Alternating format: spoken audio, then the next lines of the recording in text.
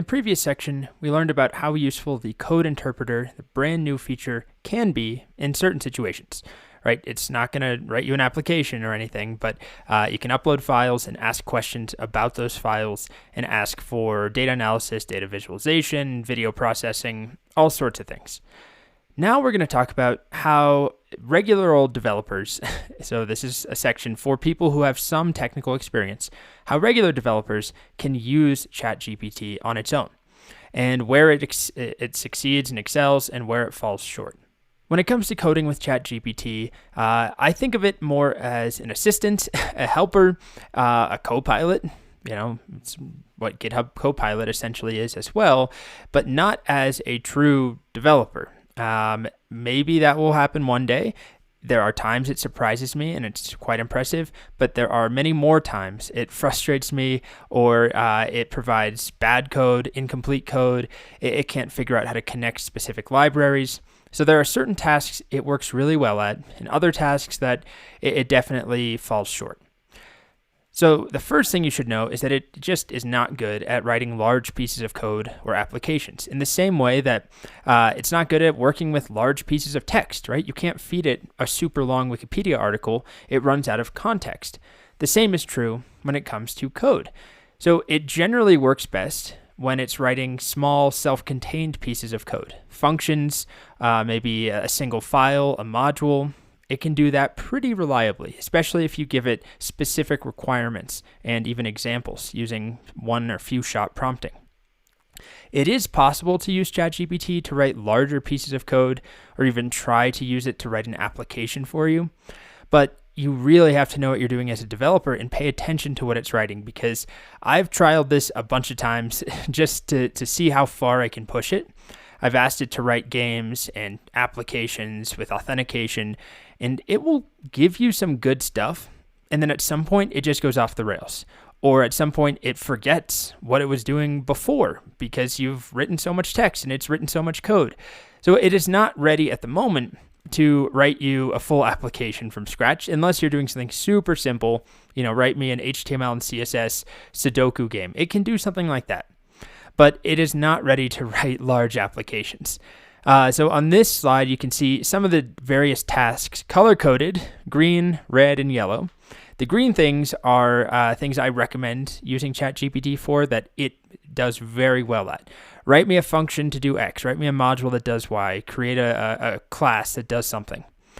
It's also really useful for debugging purposes. Please explain what's going wrong in this code. What does this error message mean? I got this weird AWS issue. I don't know how to fix it. Do you have any advice? It does pretty well in those situations, basically as a Stack Overflow clone on steroids. How can you improve this code, this algorithm, this file, the time complexity of this solution? It can do very well in those situations as well, where you're giving it something that's self-contained and asking it to fix it, improve it, critique it. It also does really well translating from one language to another or basically acting as a tutor. So I've been learning more Scala recently, and I frequently use ChatGPT, not just to translate things to Scala, but also to ask questions and ask it, treat it as if it was my Scala tutor, and it can be pretty helpful there.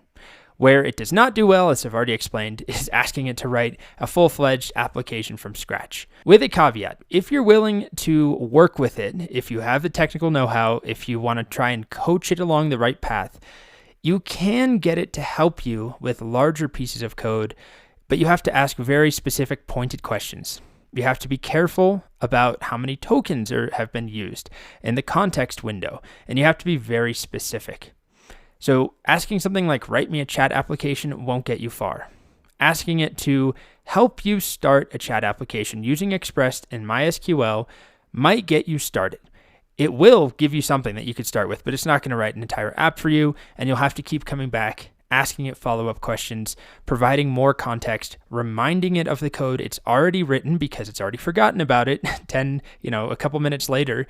If you have a lot of stuff in your chat window, it will forget about the earlier stuff. So it takes some work. And this is just based on my experience. It is useful in a lot of situations relating to code, but it is not going to write full things for you, at least not yet. So I'm going to show some examples of how I like to use it, some real world examples in the next few videos. And this is, again, for people who have some technical knowledge. I'll mix it up, do some Python, do some JavaScript. It won't be specific to one language. So if you're a Python dev, don't worry. If you're a JS dev or something else, these are all going to be just pretty generic examples for any language.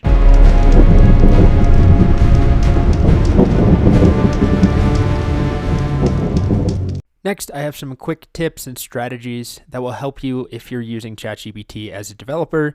And the first thing to keep in mind is that it is definitely an iterative process, especially if you're trying to write longer things. I already touched on this in the previous video.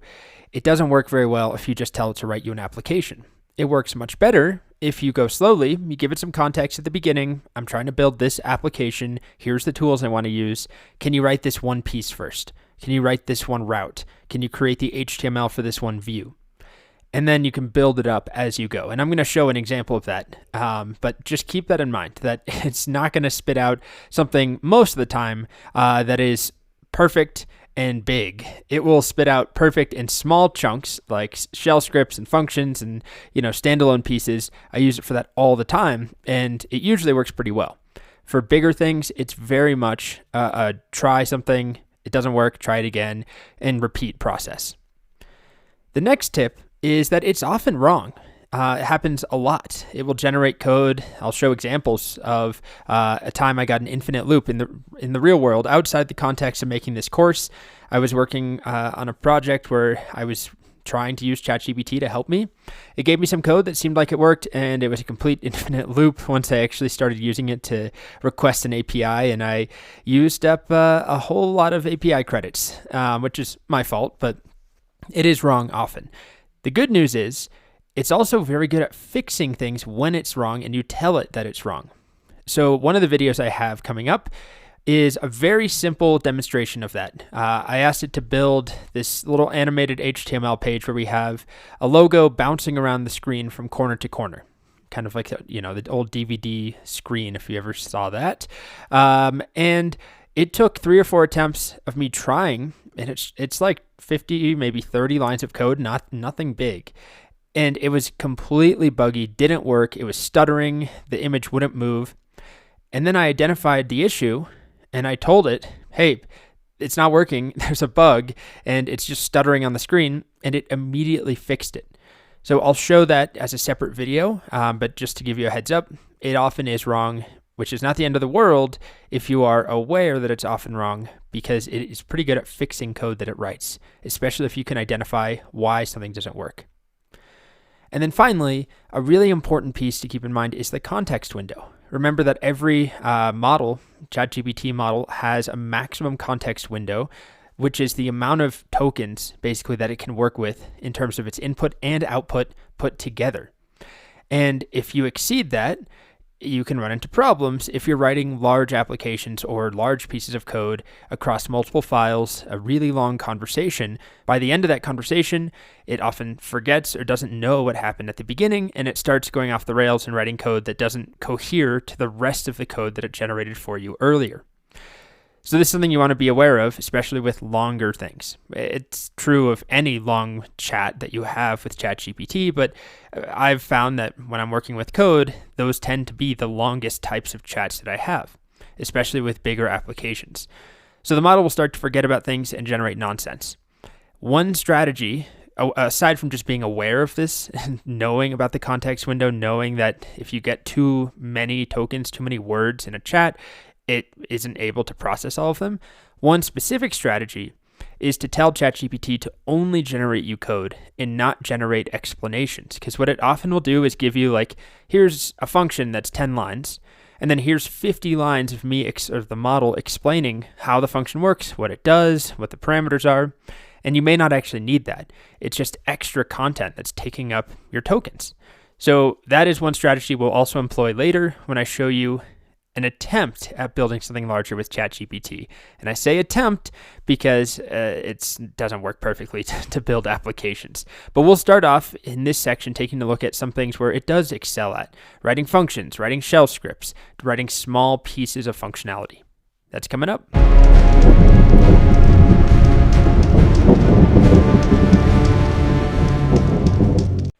So the first use case we'll look at is asking ChatGPT to help us write basic functions. And I'm not talking about, a function to add two things together, although we definitely can do that. But I'll try and show a realistic example. We'll start with a very trivial example, maybe multiplying two numbers together, which is technically not adding them together, but then I'll show something that I actually have used personally. I'm going to try and keep some of this grounded in the real world. It's so much easier as a teacher to just say, write a function that adds two numbers and call it a day. But I do want to show some things that prove that it can be useful in the real world. So I'm drawing from my own personal experience using ChatGPT over the last few months. Okay, so just like with any prompt, we need to give it a little bit of context. We don't really need to say, you are an expert developer. It's pretty good at writing code. So we can simply say, I need you to write me, let's pick a Python function that expects two numbers and returns the product of the two numbers. I mean, very, very basic.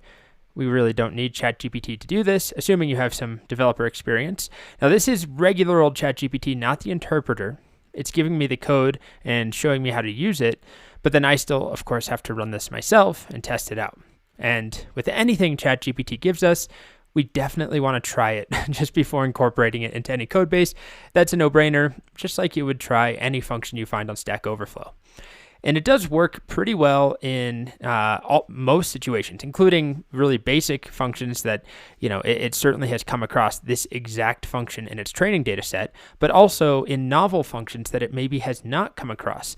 So something I had to do recently was rename a ton of files. Specifically, I had a bunch of numbered files. They're actually course lectures I had created, and they were in this format where I have a big course, maybe with 100 or 200 lectures, and I number them as I go, 1 and 2, 3, 4. I'm using text files for this demo, but when I actually ran this a couple weeks ago, I had already done this using video files. And I just don't want to mess with them right now. I'll leave my video files alone because they are correctly named. Anyway, what I did, kind of a naive thing for how long I've been making these courses, I normally label my course videos like this.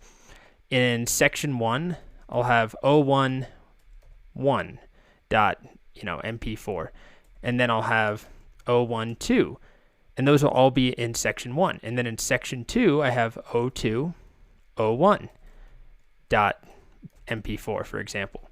And the reason I do it this way is because Udemy has a bulk uploader where I can upload 100 videos at once and then attach them to lectures after I've uploaded. The problem is, if I name my videos like this, 1, 2, 3, 4, 5, and then I have in a separate section 1, 2, 3, 4, 5, and another section 1, 2, 3, 4, 5, I cannot figure out which video is which. I'll upload them all, and there'll be like 10 videos, one from each section, that has the name 1, and then another 10 videos from each section that has the name 2. So what I want to do is basically take the folder name, like right here, and rename this lecture to be 4_1. And this one would be 4_2, 4_3. It would be simple enough to do this myself, but I just asked ChatGPT to help me with it. So I basically wrote a prompt that says, I have the following file structure. And then I tried to diagram it here, where I have a folder with the name of 1. And then inside that folder, I have 1.txt, 2.txt, 3.txt. And then I have a folder called 2. And inside of that, I have 1.txt. And I'll just leave it off at 2.txt. And then below that, write me a Python script that I can run to rename all the files in a directory to be prefixed with the number of the directory, maybe the parent directory. Then move all the files into a single new directory called ready to upload or something like that. So I wanted to take this structure and write code that can loop over all of the directories, which I might need to coach it with because it might just assume I only want these 2 directories. Take the name of each directory and prefix each lecture, each file, with that number. So 2_1, 2_2. So I might even show it the format. The lectures or the files should have names like 1_1.txt and 1_2.txt. So I'll show an example of the end format I want. Let's see what it does. It might need more information. Okay, so it starts by making my directory called ready to upload if it doesn't yet exist. List all the directories in the current working directory. If it is a directory, list all the files. And then perfect, this is exactly what we want. This line right here. If you're not familiar with Python, this is an F string. It interpolates the name of the directory underscore the name of the file, and then it moves them all into this directory. Now let's see. It says you're running it. I assume you're running it in the parent directory of the 1 and 2 directories. That's what I want. So let's try this. I'm going to make a new script in here called, rename files.py. I put the script that it gave me in rename files, so it's in there. And now I'm going to try executing it. And let's see what happens. Okay, it looks like some stuff happened. These directories are now empty, which I did tell it to move them. I could have said make a copy, but I was dealing with video files originally, which were large, like hundreds and hundreds of gigs of video, so I didn't want to do that. And now, instead of ready to upload, perfect. I have 4_x. I have 3_ each one of my lectures, 2_ and so on. It did exactly what I wanted. So I did this in the real world, like I said, but I was using video files, and then I could take this entire folder and upload it all to Udemy at once using the bulk uploader tool, and I didn't have to worry about name collisions, and it was very easy as I went section by section to identify the correct videos once they were uploaded. So just a simple example, but this is the sort of thing that ChatGPT is really useful for in my day-to-day life as a developer. I could write this function. It would just take some time. Why not try something using ChatGPT and save that time?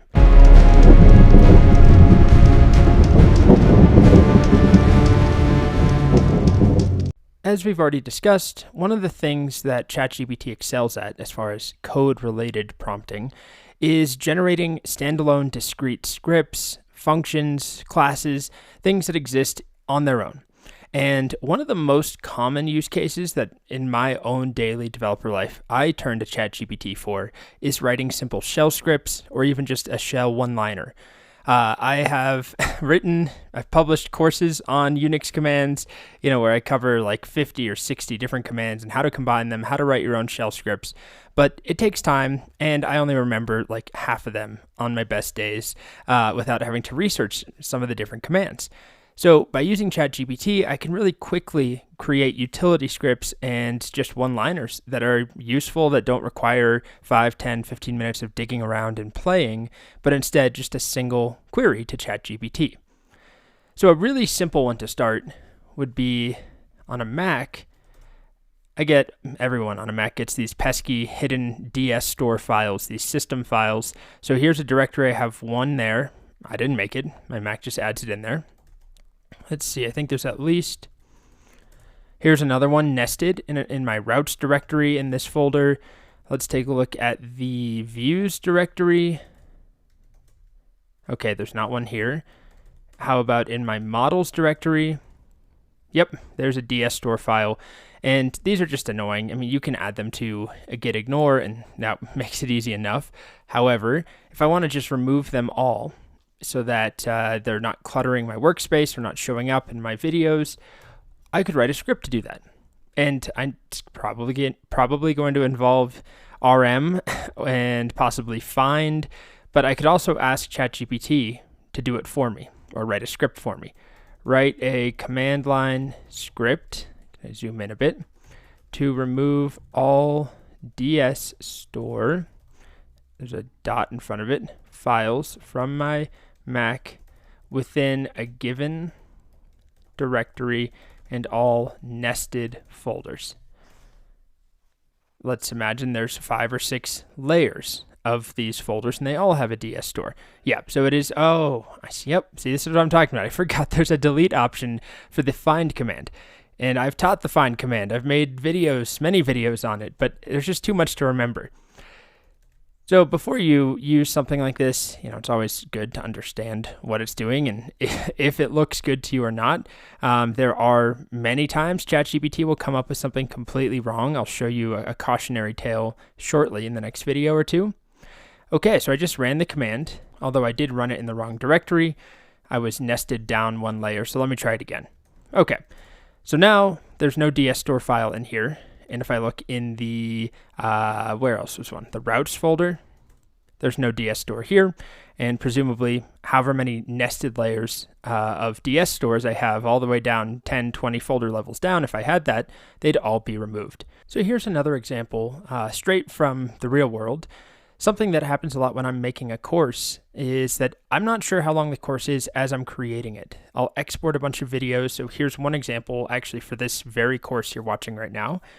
These are the exports for one of the sections on ChatGPT, basic sort of prompting, blueprint, right? Things we talked about, providing the context, input data, output format. Anyway, I have all the MP4s, and I just want to have a rough idea, or I guess a precise idea of how long this section is, because it's kind of a pain to upload my videos to Udemy, where it will actually start, telling me how long the course is. So what I'd like to do is have a script to start, at least, that will just take one directory of videos and tell me how long all these videos are. And then ideally, I could run it on the overall course directory that has a bunch of nested course folders.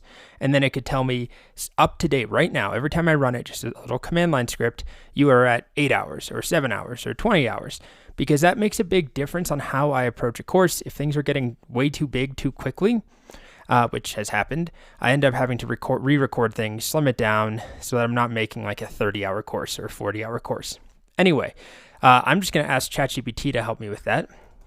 Can you write me a simple shell script that will, let's go with sum the durations of all videos within a specific directory?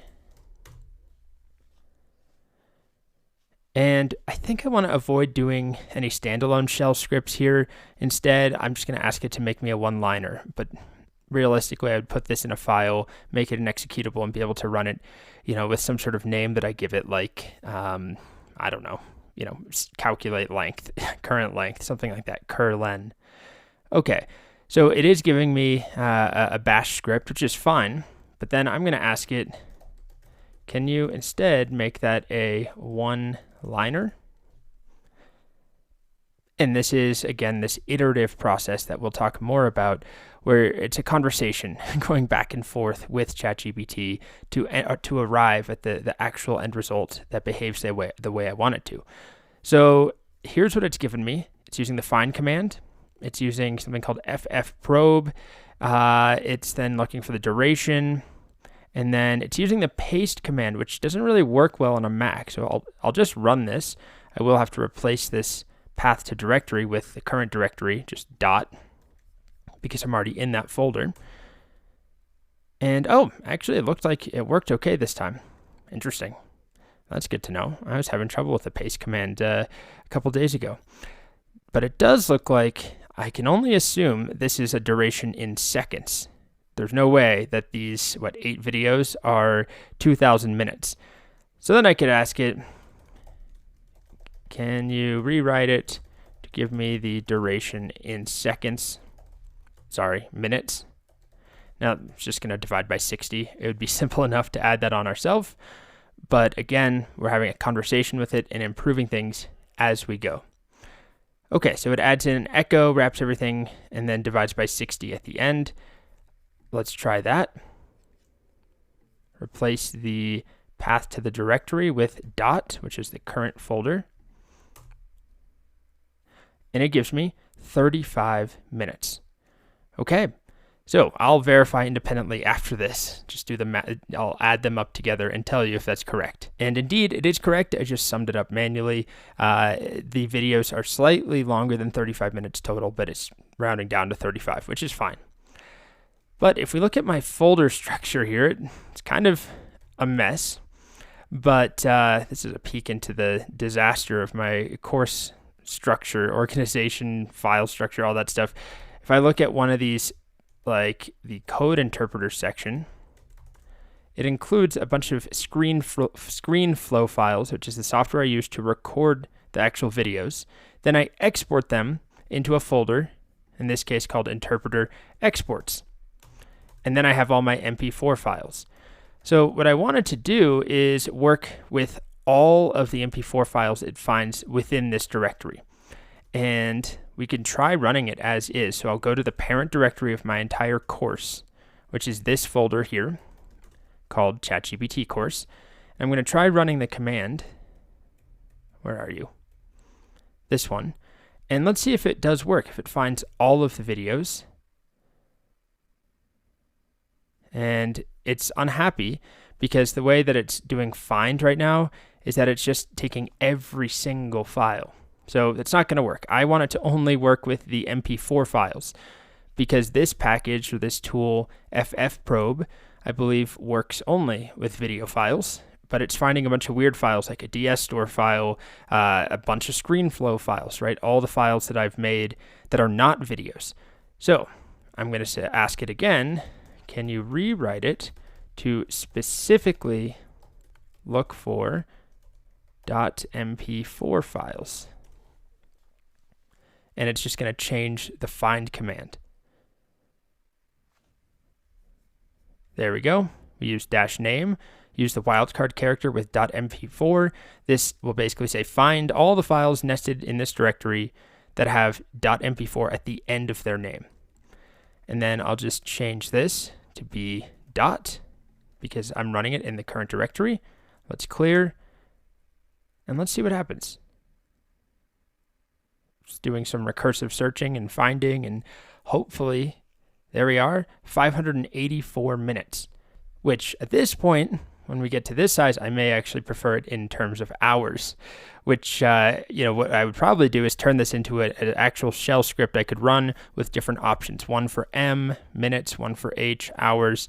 And this is accurate. This is saying I think that's 9.7 hours, 9.6 hours, which is exactly, I've actually uploaded most of the content to Udemy already, so I do know that it is 9 point something hours.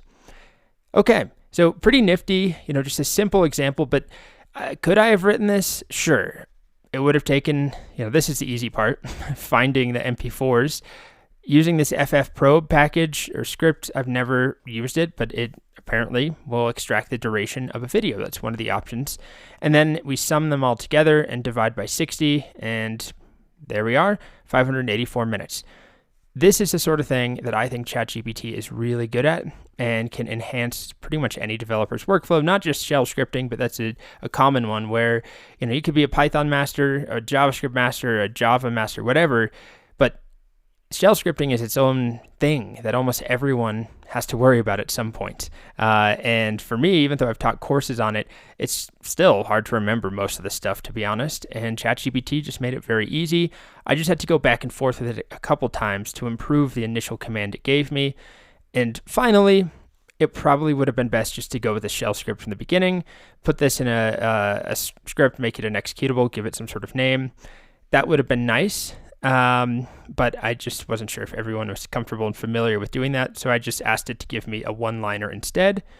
But then, of course, I have to remember this one-liner and copy and paste it every time, which is the whole point of creating our own executables. I can give them a name and run this as, calc duration, cur duration, something like that. Get minutes, get hours. Anyway.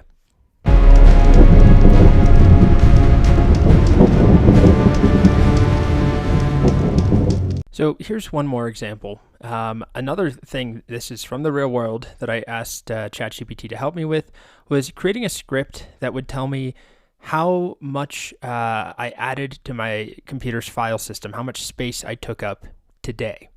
Because it's a long story, but I now live in a place with pretty bad internet, and I used to be able to keep everything in the cloud and have no issues, and making courses, can be terabytes of data.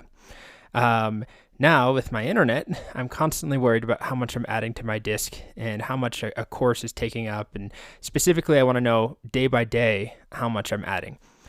So it's a little tricky. So I asked it to write me a shell script that tells me how much space I've taken up on my hard drive today.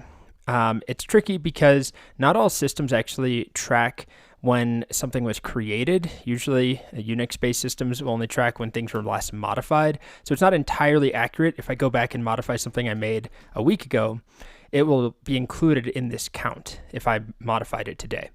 But anyway, here's the script that it wrote. It's very simple. It uses disk utility, so du right here. It uses find. By default, it is finding everything in my root directory, which is going to include all sorts of system files and things that I didn't touch myself. So I think I'm going to rewrite it to work in the current directory. I'll change this to be dot. And then let's just say that you're not sure how to set this up as your own bash script. If that's in fact what I want it to be an executable. So I'm going to say, how do I go about making this script an executable? And it will give me instructions. So I have to add the shebang at the top of the script, which is actually already in here. Okay, and that just declares that this is a bash script file. And then I need to save it to a file. Okay, name it whatever I want. Give it a .sh extension, not required. And then finally, I need to use the chmod command, which I can use to change file permissions, use the +x to add executable permissions, and then I can run my script this way.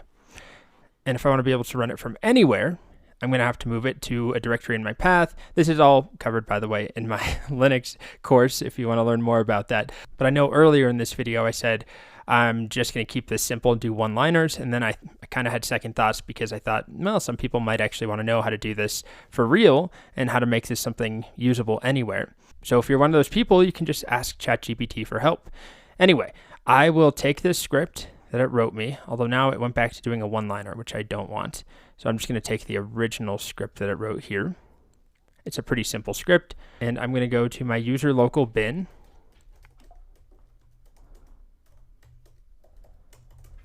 Okay, I will touch a new file. You can see a bunch of different commands in here. I'm going to make mine called space. Maybe, is that what I want to call it? Sure, I'll call it space or storage or something like that. And then I'll do space.sh. And then I'll just use nano on space.sh. I'll paste my script in here. And then if you've never used Nano, it's just a simple text editor built in to most Unix shells.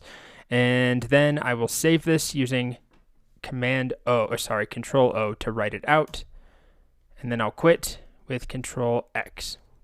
All right, so if I look at that, cat space.sh, there it is. That's my script. Next, I simply have to make it executable. So chmod +x will add executable permissions, and it's called space.sh. Great. And now let me open up a new tab, and I can verify that it works by doing which space.sh. This will just tell me we found it. There it is, user local bin. Now we'll go to the directory that has my course that I'm currently working on, this very ChatGPT course, and I'm going to run space.sh.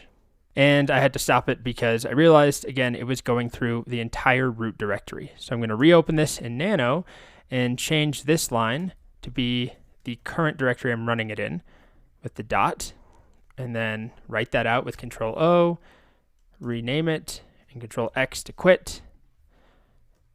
Now I try it again, and right now what it's showing me is that I've touched 1.5 gigs. I've either created or modified 1.5 gigs of data in this particular folder today. So if I go into a different folder, let's just burrow down into something I did a long time ago, like the basics. This is all about making your account for ChatGPT, the interface, the fact that there's a training cutoff. That was one of the first things I recorded. If I run my command in here, it actually doesn't give me anything. I didn't touch anything in that directory. I didn't modify or create any files in there today. All right. So that's all I want to show is you can definitely set up real fully fledged scripts too if you don't want them to be one-liners. I just wasn't sure if everyone was on board with how you go about doing that, but you can ask ChatGPT and it gives you a very usable explanation. In this video, I'm going to show a real-world example from my own life as a developer outside of making this course. So this is not a contrived thing, just manufactured to show some concept or illustrate something in this course. This is real, and it has to do with the fact that often ChatGPT will just give you broken, buggy, or just flat-out wrong code, especially on its early attempts. But if you can identify the issue or even just tell it that it's wrong, it often will fix it and respond with working code. And that's exactly what happened here. And I'll show another example of this. We're going to make a little DVD animation thing where a logo bounces around the screen, and it got it wrong a bunch of times and then fixed it. So I was working on a project using an API, and this API supported batch upserts, where I could send off a whole bunch of data at once. So I had a whole bunch of data. I was using Python, and by the way, this is a paid API where every transaction costs some money. And I wanted to try and minimize the number of upserts that I was performing, but I had to figure out how to group my data into batches of the correct size without trying to upsert something that was too big or leaving space where I could have filled that space in the API call. So I started out with explaining that I was working in Python. I just want to tell you that because down here, I just keep going without ever saying I want this to be in Python.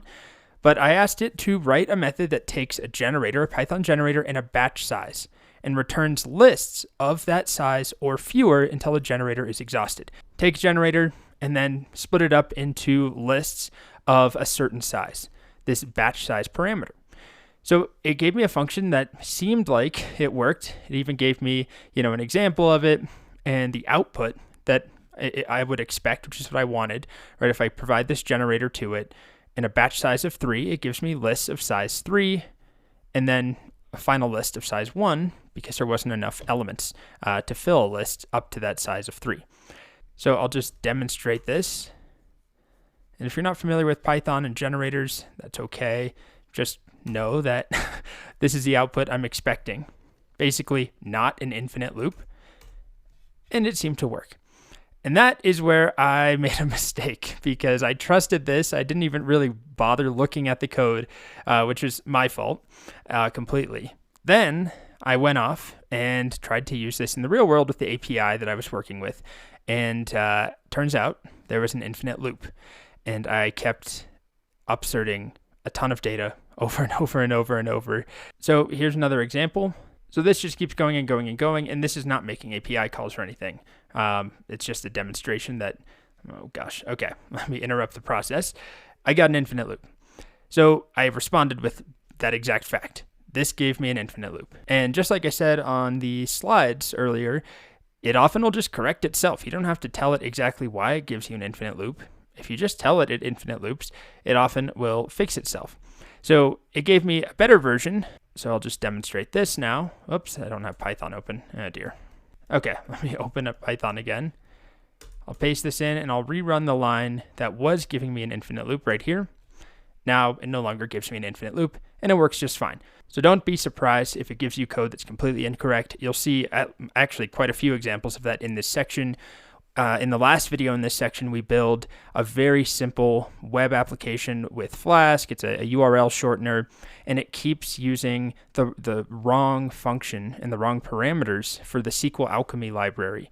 And it keeps basically breaking. And then I call it out and say, hey, I'm getting an error. And then it corrects itself and says, oh, shoot. You have to call this within a specific context, or you can't call it with parameters. And it happens 2 or 3 times with the exact same one function call that it just gets caught up on. So it's often wrong at first, but if you call it out, you tell it there's a bug, it's wrong, it's an infinite loop, whatever, it often can fix itself. It's not a guarantee, but just know that as a developer, be careful with the code that it gives you and don't do what I did.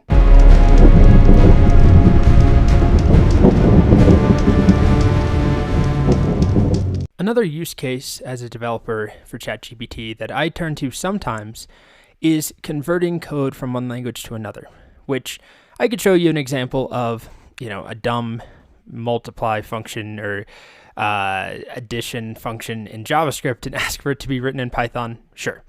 But this is a real example from last week, 2 weeks ago, where I was working with the Udemy API, and I was just playing around with it with curl. So right here is how I was making a request to the API. Obviously, I had my secret token in there, but I didn't feel like providing that to ChatGPT. Then I just asked for it to convert the curl request. So if you're not familiar with curl, it's a command line utility to make requests, HTTP calls. And this was working fine, but I was ready to start doing it in Python. I just wanted to test if the API worked before trying to deal with a Python script and virtual environments and all this stuff. So I simply said, can you convert this curl to a requests library call in Python? The name of the library I wanted to use is called requests, and that's exactly what it did.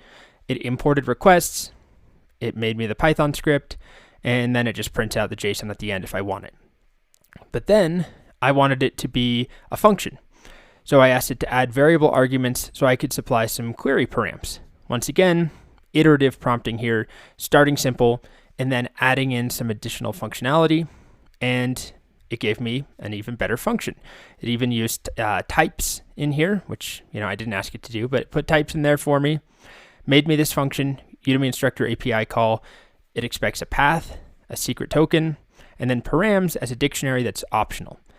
And so now I can provide my params, and it will pass them through to the request as it's making them. And again, this is something any Python developer could write, but this just makes it super easy and super quick. So just an example of converting from one language to another. Additionally, I had the same chat session open now that I'm just sharing my chats with you. It feels very vulnerable here. This is completely separate, but I was getting back this date string in this format, and I wanted to parse it reliably. And I hate dealing with dates, so I asked for some help. And I said, can you help me reliably parse it? Here's the format. And it helped me.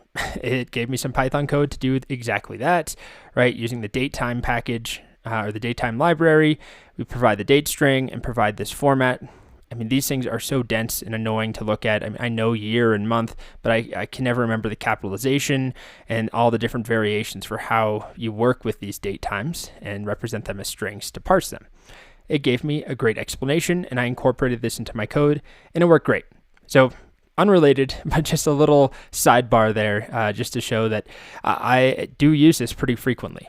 Here's another example from the real world of me using ChatGPT to convert not necessarily one language to another, but one framework to another.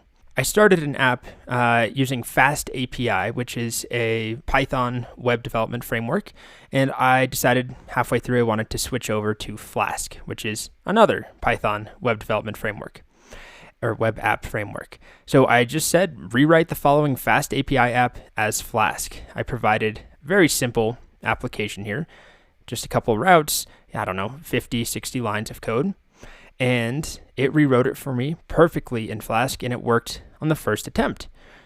Again, something that most developers could do pretty easily, at least if you're familiar with Fast API and Flask. Wouldn't take that long, but it'd take 15, 20 minutes or so, and it did it for me just in a matter of seconds.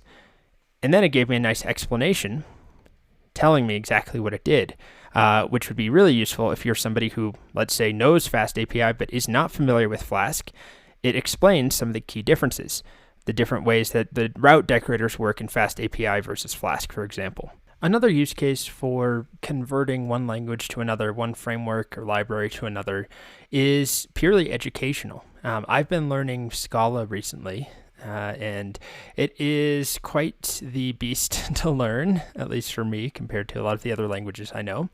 And I've been using ChatGPT almost like a tutor at times, where I'll take some Python code or JavaScript code, something like this function here. So this is a memoized to file function that it's a decorator that caches the output of a method into a JSON file, cache.json, and just going to copy this here. It doesn't really matter if you understand the function, if you even write Python, but this is a function that I wrote a while ago for a different course.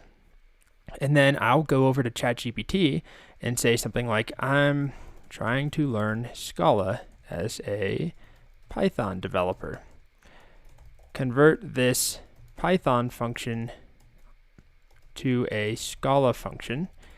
And this is the important part for the learning process, and highlight any key differences between the languages. And then I'll include the code, and then I wait. So it's going to write me a bunch of code. We'll see a whole bunch of weird imports. If you don't know Scala at all, don't worry about it. But then it's going to write my function. So Scala doesn't actually support decorators. We can do a higher order function. This is a decorator in Python. It's not really a thing in Scala. But anyway, it writes my code. I think it's still going. And then it shows me the key differences. The type system, function arguments, currying, JSON parsing, file handling, hashing, mutability, null safety, lambda function, that there's not an equivalent to star args that we have in Python. Anyway, this is just a direct translation that it gave me, and it does mention it could be refactored to be more idiomatic. Can you make it more idiomatic, Scala, instead of just a direct line-by-line translation? And this is something I truly have been doing just on my own as I'm trying to learn a language. It's one thing to write a function yourself and rewrite it line by line, keeping it exactly the same from JavaScript to Python, Python to Scala, whatever. It's another to then ask ChatGPT to make it more Pythonic or more Scala-ish or more JavaScript-ish. And so it suggests some improvements to leverage some of Scala's features. And there we are. Here's our better results. Now, I'm not going to run this. I'm not going to bore you with Scala, but it shows me a list of changes and an explanation as to why one result is more idiomatic Scala versus the initial. So this is something I honestly truly do, and it's acted basically as a tutor, a coach, as I learn a new language.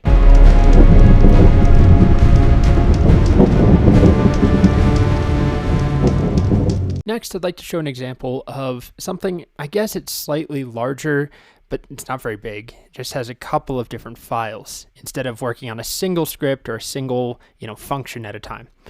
I'm going to ask ChatGPT to generate me a website, an HTML file essentially, that mimics the DVD logo bouncing around on the screen that I used to see as a kid. Something like this, which maybe some of you have seen this, although depending on how young you are, you might only know it from a famous scene in The Office, but it's just some sort of image bouncing around on a screen.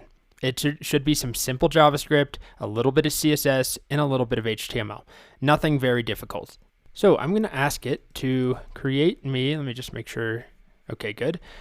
Create me an HTML website that displays a bouncing DVD logo that moves and bounces across the entire screen. It should have a black background. Let's see if that's enough information. Okay, so it does know that it needs HTML, it needs some CSS, and it needs some JavaScript. This example does not use a real DVD logo. We'll have to replace that with whatever our DVD icon is. So the first thing that it does that's kind of annoying is that it puts all of the content in a single HTML file. It inlines, well, it doesn't inline, but it adds the styles using a style tag, and it adds the JavaScript using a script tag. That's easy enough for us to fix, or we could even just ask it to please not do that and instead give us multiple files. But let's try running this and just see what happens. I'll have to add some sort of image or something that will bounce around the screen. And instead of the DVD logo, which is not licensed for me to use, I will just use some free icon that I find online. This is just a generic free flat icon where I've used the Google tools on the image search to filter by Creative Commons license. All right, so I've just called it icon.png. So I'm going to replace this with icon.png. Is there anywhere else that it uses that? I don't believe so. Let's see if it works. I'll go ahead and open it up in the browser. Not quite. Okay. Are we getting errors? No. So what's going on here? It is bouncing a little bit. Maybe I need it to be more detailed in how I wanted it to bounce. So let me go back to ChatGPT and say, using just, an iterative process here, that the icon is stuttering and not moving across the screen. I want the icon to bounce from one corner of the screen or the window to the other corner. And let's see if it writes me some better JavaScript.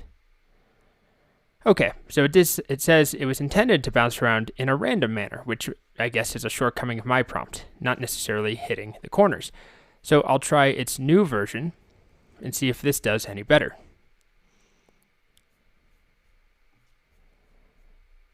All right. Go back to my editor, and I'll just have to replace this with icon.png. I'll refresh the page, and this is what we now end up with. Not good. If we go to the Elements tab, you can see what's going on. It's setting the left and top CSS properties 0, back to -2, it looks like, and then to 0. You can also see it here. And it's flickering. So some of the logic is completely off, because if well, that's weird. If I toggle that myself, it does seem to work for a moment. But there's some weird logic that's getting in the way. Yeah, this is just weird. So there's some bug in there that is completely breaking it. But as soon as I untoggle and change this manually in the DevTools, it does start to work the way that it's supposed to work. So that's one problem. There's a weird bug. The other thing is that it's not very performant to animate the position, so left and top. It'd be much better to do this using something like the transform property and translate it across the screen, translate X and translate Y. So I'm going to go back to ChatGPT and basically start over and tell it, actually, I don't want you to use this approach at all. So down here, let's start over. This time, generate me a website that moves a, what did I call it? Icon.png logo across the screen from one edge to another, maybe I'll say from one corner to another, bouncing like the classic DVD logo. Please animate the position of the logo using the CSS translate property. Technically, it's transform property, translate function. And let's see if that does any better. We get an error. Okay, try it again. We can certainly use transform for a smooth animation. Let's see if it does it this time. So it starts to translate 0, 0. That's what I would expect. It's now using icon.png, which is nice. And let's see if that works any better. So I'll just put this whole code in here. Icon.png matches. And I refresh the page. Same bug again. Let's go take a look at the Elements tab. It's doing the same thing where the logic just keeps going between 0 and -2 for some reason. Now, does it work if I toggle this on or off? Nope. So why would it be switching between 0 and -2? Let's actually look at the code now. We're looking at the bounding client rectangle, or rect, basically the available space in the browser. It's also using var. It just does all sorts of weird stuff. If you're a JavaScript developer, you definitely would not be using var. So the next thing I tried was just telling it what was happening. The logo is getting stuck, toggling between translate 0, 0 and translate -2, -2. There's probably some issue with the order that things are happening or the logic that's flipping the speed. So there's an X speed and a Y speed. Basically, once we hit the border of the box, we're supposed to flip the y speed to be negative of what it currently is. And then when we hit over here, the x speed, we would flip it to be negative to go that way. Same thing with the top and the bottom with y speed. If we hit the bottom, we're going to flip the y speed to be the opposite. And if we hit the top, we'll flip it again. So we're multiplying by -1. But there's something happening where it's not working and it's going out of order. So rather than putting some debugging stuff in here and logging and seeing what's going on, I just said, all right, it's getting stuck. It's oscillating between 0, 0 pixels and -2, -2 pixels. And it rewrote it. It gave me an explanation. It seems the check for the boundary of the screen is happening after the speed of the logo has been adjusted, which could cause it to get stuck between two positions. So it rewrote the code for me. This time, you can see that the speeds are being adjusted first. Then it's checking to see if we've hit the edge of the box or not in the X and Y directions compared to what we had here.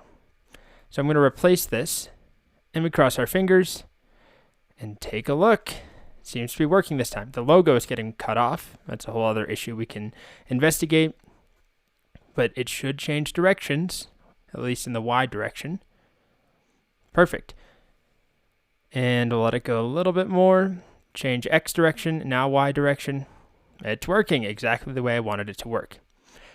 So this video illustrates the iterative process where ChatGPT often is terrible on the first go of things. And it still did all sorts of weird, just dated stuff, like using var all over the place. And trying to animate something initially using top and left. These are not performant properties. It's much better to animate something using the transform property because of the browser paint process. It's also cutting off my image. Oh, just because it set a height, and I set the height to be 100 pixels. Okay, now we can see the whole icon. As I was saying, though, you have to stay on top of it. You have to iterate and work with it, but you can get an end result eventually. I mean, I still would want to split this into multiple files and not do, style tag directly in my HTML, not do a script tag where it's filled with inline JavaScript, but it does work. It just takes some finagling, going back and forth with it, saying, can you please not use this outdated syntax? There's a bug. It's not working at all. It's stuck in the same place. That wasn't enough information, right? I tried that first.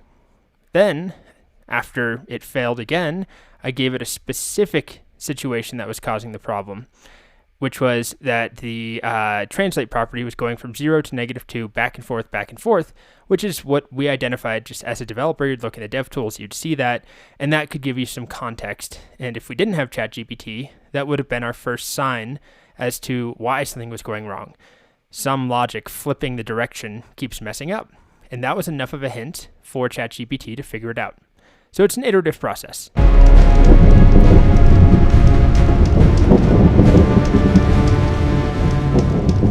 Next, I want to show you a slightly larger application. It's still not very large, but it's, 5 or 6 files. It's a web app, a server, there's a database involved. It's basic authentication, but really nothing impressive. But it's a step up from what we've done so far, a DVD logo moving around on a screen. And instead of coding it along with you, it could be like an hour-long video. I think it's just a waste of your time. I went ahead and built it on my own using ChatGPT. There's a whole bunch of chat stuff here. And I just want to walk you through some of the issues I ran into, some of the iterative chat that I've mentioned a whole bunch of times in this section that works best when you're trying to get ChatGPT to write you code, especially when that code is complicated and interconnected instead of just a one-off function or script. Okay, so what I wanted it to do is build me a link or a URL shortener, a very dumbed-down version of something like Bitly, where you can provide a long URL, and then it takes that long URL, stores it in a database, along with a shortened version that it generates, right? A unique short link. And then I can use that short link to visit my long link. And I, this time around, decided to use Python with Flask and SQLite.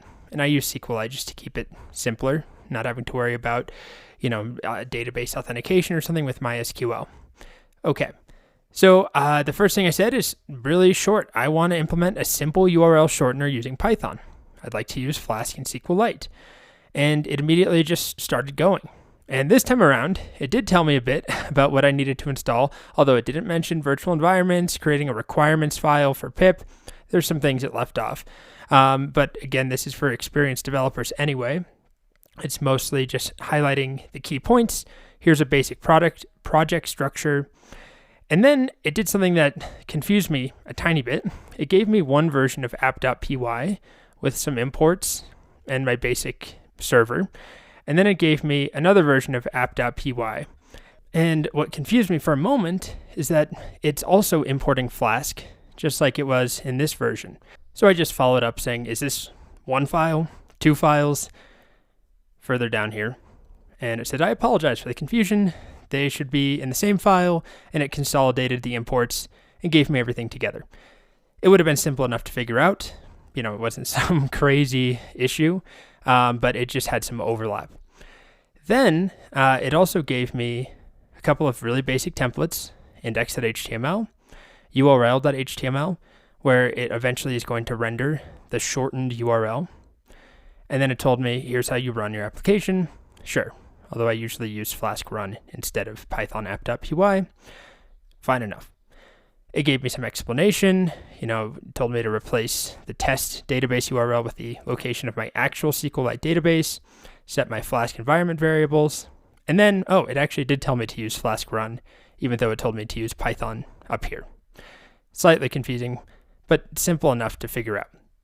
Okay. Then I ran into a legitimate issue, which is it wrote code that caused an error. It was a pretty simple error to fix, but this is the error I was getting down here, working outside of application context. And this is coming from SQL Alchemy, Flask SQL Alchemy, which is the library that connects SQL to Flask, or one of the libraries that does that. And it all stems from this line. So it figured it out just fine. This is a very simple thing to fix. It basically just put this line db.createAll on its own, which is invalid. It does not work that way. And if you looked at the SQL Alchemy docs, it'd be the first thing you could identify as a developer anyway. So another example of it writing incorrect code that with a tiny little nudge, just showing it the error message, it solved. It rewrote the code correctly, and it modifies it so that it runs the line now right here with app.appContext, which is the correct way of running db.createAll. Okay. Then I asked it some more questions to update the template so that I could put localhost in here, because right now it's, I'm not hosting this anywhere except locally on my machine. Not a big deal, simple enough. Then I asked it to generate me some simple HTML and make it look great. I don't know if it made it look great, but it wrote me some styles. It tends to favor putting inline styling, or not inline, but an inline style tag, which is obnoxious. I just went with it for the sake of time. This took me, an hour of playing around with to generate this whole chat transcript. Anyway, it puts the CSS right in the template, kind of annoying, but easy enough to solve. It writes some styles, and the styles look pretty okay, and they're organized well enough, and I was happy enough with those. And then further down, kept going, gave me another template, and it claims that it gives them a clean, modern look, but they're quite simple, and that they're for demonstration purposes only, and that it wants me to use Tailwind or Bootstrap for more comprehensive styles. Okay. Then I just asked it, what other features can I add? And it suggested authentication. It also suggested possibly adding testing. So I asked it to write me some tests, write a basic but comprehensive test suite. So it told me to install Flask-testing, and then it told me to make a testapp.py file. It's using unit tests, Flask testing, and it writes some basic tests. And they work decently well. I tried them out. It was fine. The logic of my application is dead simple. You provide a URL and you get back a short URL, and that's pretty much it. There's not a whole lot to test other than that. Then it gives me a super long explanation of how the tests work. And then I told it to add some simple authentication. So this is one of those things where, auth is a pain for a lot of people, and it would be nice to turn to something like ChatGPT to get help with. But you have to be careful, because it's one thing if you get a function that seems to work, but it actually has bugs. It's another thing if you take authentication code that's supposed to protect your application and it has a bug baked in or it doesn't work. It could cause a lot of problems. The stakes are higher, I guess that's what I'm trying to say with authentication. But it did an okay job. It told me to use Flask login, so install that, update my app.py to have some authentication logic in here using Flask login. It adds in a login method, a logout method. Looks fine enough, a load user helper, and it did a pretty good job at least getting the authentication up and running.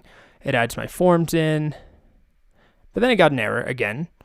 Create all got an unexpected keyword argument app.